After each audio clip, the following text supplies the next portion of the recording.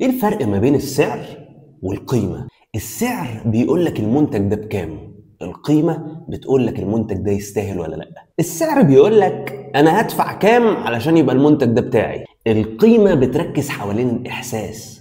المنتج ده هيغير لي ايه، هيضيف لي ايه لحياتي. دراسة اتعملت في جامعة هارفارد سنة 2016 اثبتت ان المستهلكين مش بيشتروا المنتج لان شايفينه ارخص، بالعكس اكتشفوا ان العملاء بتقرر انها تدفع اكتر في الحاجة اللي تديهم التجربة، الاحساس اللي يخليهم ان هم موجودين. لما حضرتك بتنافس بالسعر بس بتخش في حرب استنزاف، كل ما تنزل السعر المنافس بتاعك ينزل السعر تاني، في الاخر الكل بيبقى خسران. دراسة اتعملت في شركة اسمها ديلويت بتقول ان الشركات اللي في خلال 5 سنين بتنافس فقط على السعر بتخسر اكتر من 30% من قيمتها السوقية. البراندات العادية بتتنافس على السعر، اما البراندات القوية بتتنافس على هي بتدي ايه للعميل من هوية وقيمة. الساعة دي ب10 دولار وهتعرفك الساعة كام. الساعة الرولكس دي ب20,000 دولار. مش بس هدفها انها تقولك الساعة كام، دي بتحكي قصة نجاح، هيبة، مستوى اجتماعي معين. خليني اقول لك مثال، ان واحد زي ايلون ماسك اول ما مسك فلوس في ايده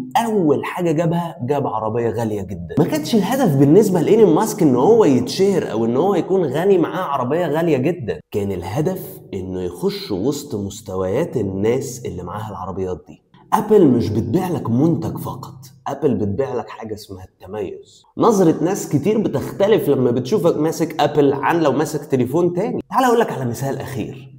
تعرف ان ماستر كارد عندها لاونجز موجوده في كل انحاء العالم جوه المطارات؟ عدد كبير من الزباين اللي بيكونوا عندهم كروت بيفضلوا ان الكروت بتاعتهم تبقى ماستر كارد، والهدف الوحيد انه يعرف يخش اللاونجز دي وهو في المطار، لانه لما بيجي داخل اللاونج بيشعر وكانه مش زي عامه الشعب، ولكن هو من حاملي الماستر كارد. كل بزنس عنده فرصة ان هو يكون مش فقط بيبيع منتجات، لكن بيخلق حاجة اسمها انتماء للعميل، كوميونيتي. وصدقني ده ما بيجيش بالحظ، ده بيجي بان يكون في استراتيجي وتخطيط وتنفيذ صح. ولو عايز تتعلم اكتر عن ازاي تبدا الاونلاين براند بتاعك وتبداه تتعلم خطوه بخطوه، عندي ليك كورس كامل بيغطي كل حاجه، من اول ازاي تختار المنتج الصح لغايه ازاي تسكيل الارقام وتعمل ملايين. هتلاقي الكورس متاح دلوقتي وموجود تحت في الفيديو، وشكرا.